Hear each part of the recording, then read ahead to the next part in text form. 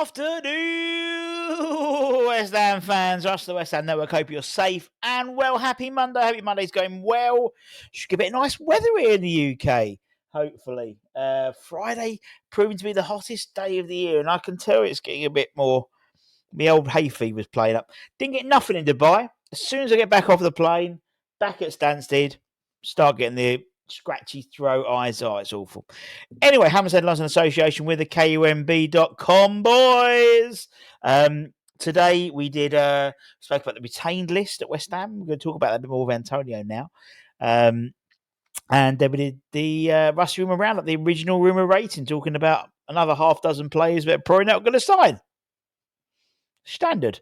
Don't forget to check out neesandmamabrand.com for the latest news, reviews, and opiniones. So let's get into it and talk about Michail Antonio. So about 11 o'clock today, the club announced, so to speak, the retained, well, not necessarily the retained list, but sort of an article about who's going, who's coming, who's coming, but who's going, basically. So confirmed the likes of Sufal, Fabianski, Cresswell, all that type of thing. Confirmed Kurt Zouma as well, as we alluded to. Confirmed, obviously, Cam Schweier, because he's already signed for the Cobblers. No, it's true. Northampton, Kevin Nolan's Northampton Town. I also spoke about Brad Dolligan, who we've spoken about quite a lot on the Academy show, and a couple of other Academy players like Mehmet Halim and that. And then there was a special bit about Antonio, where it said, it's a unique situation, for the purposes of the Premier League, he's going to be listed as a free transfer, but we're still in discussions, pretty much. Although those discussions seem to have been somewhat curtailed, I think. Now, we know that Michail has rejected West Ham's latest contract offer as he continues to prove his fitness. Obviously, he announced on Instagram, did a little video of his comeback. But according to Claret and Hugh, they've spoken to a trusted transfer insider who confirmed that talks have stopped and he's got other offers on the table, which understood that Hammers offered the 34-year-old record Premier League goalscorer a short-term contract on reduced basic wages with appearance-based incentives tied to his fitness following the serious car crash he suffered just before Christmas. Antonio's camp, however, are said to be holding out for a longer-term deal with more guaranteed money, and negotiations have now ground to a halt. Sources close to player claim interest from other clubs is growing, which has only added further complications. The deal isn't entirely dead, but at this point, neither party seems to be willing to budge. Unless a breakthrough comes through, I think Antonio's long West Ham journey may be nearing its end, and if he does leave, that'll be it. That's the last one of the bowling boys, wasn't it? The last one of the bowling boys to leave. Him and Aaron were the last two, so to speak. Obviously, we know Aaron's leaving in the end of this month, and it could be Antonio as well. The clock's ticking on a resolution now. For my 2 cents worth, I think the club are right in what they're offering. Again, I'm just going to be. I'm not gaslighting. I'm giving my opinion. I think he is 35. He has had a serious injury. He was minutes away from dying, let alone ever playing football again. And the club have backed him. The club have kept him. Obviously, rehabilitation, all that type of stuff. Spent a lot of money. He's obviously still a contracted West Ham player. And I think the offer of 35, the offer of a short-term deal with a appearance-based incentive seems very, very fair. I think it's a fair offer. To be fair, I mean, even before the crash, he wasn't playing very well. I've always liked Antonio. I get it. It frustrates me as a player. But there's no denying his goal scoring record. When he's on point, he's a unique player that there's very few of them around in the Premier League or in the world, really, in terms of the power he has. And when he's on it, he's a beast. But I haven't seen beast mode. Didn't see it much this season, and I didn't see it much last season as well. I think for me, it's the last payday for him, and people are going to be critical about him going for the money and that type of thing. It's a job. Football is a job, it's a career, and they have to make as much money as possible. I mean, this would be his last contract wherever he goes, and so you want to make as much money as possible. course you do. If someone said to me that, oh, actually, you can carry work in here, but we'll give you a basic. If you don't turn up, you don't get paid, and and I'll be like, well, I can go over here and do a similar job than what I'm doing now, but for more money and maybe being less tough. Otherwise, if you went to the Saudi Pro League or the MLS, and it's going to be nicer weather and then I would probably go. And that's what I think is going to happen with Antonio. I mean, I don't think if he stays, I don't think he'll stay in this country. I'll be honest. He may, would he sign for a Burnley or one of the promoted sides, a Leeds? Would he go to Wrexham? I'm just thinking play, those types of clubs where it would take significant money and they could pay significant money. I think he'll end up at somewhere like the MLS. I think that's where he'll go, and it might suit his lifestyle as well in terms of that sort of slightly more celebrity-based US lifestyle. I think that could work with Mikel. But obviously, he needs to prove his fitness as well. I think West Ham gave him opportunity to prove his fitness, and wherever he goes, he's going to take a punt on him, really, because if they're looking for if they reckon they've got longer-term deals on the table at 35. With that injury record, with that serious, it's a big risk, I think personally, I think what we've offered is a fair deal, based on the accident itself, based on everything we've done in terms of keeping him, not employed by the club because he's employed, but you know what I mean. And good luck to him if he gets a better contract, more money. Good luck to him.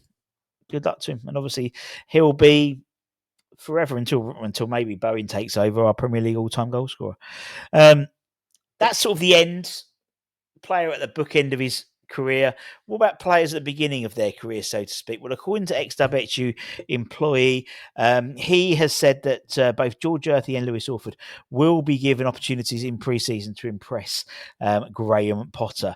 Now, we know that obviously George has went on loan to Bristol City, kind of worked, and then didn't work at the beginning, and then worked towards the end. And I think he would end up being voted Young Player of the Year. There is speculation that he may well go to Norwich, along with Liam Manning, who's going to be the new Norwich manager. I think it's been confirmed that. And he's keen about bringing him on loan again. Now, according to X, what's going to happen is there's no there's no decision being made on what's going to happen with George and Lewis. I think Lewis, for me, is more likely to go out on loan. I think he needs some regular first team football. Portsmouth was someone he was looking at, apparently, a loan to Portsmouth following the successful loan of obviously Freddie Potts. But he says it's not the case at the moment, and both will be provided the opportunity to fight for place in the senior team under Graham Potter. More likely for me, I think George will be fighting. Obviously, Freddie as well, but I'm talking about these two. George will definitely be more likely to be fighting for a spot than maybe Lewis at the moment. I think Lewis needs that sort of back catalogue of first team football behind him, which he hasn't got, and where someone like Freddie has. And so, that's how I would do it, but we'll see. Obviously, we've got the loan like Sir Mark Phillips and Mark Noble and Kenny Brown, and obviously to try and do what's best for these players, and hopefully sort of use the Freddie Potts sort of loan program as a real sort of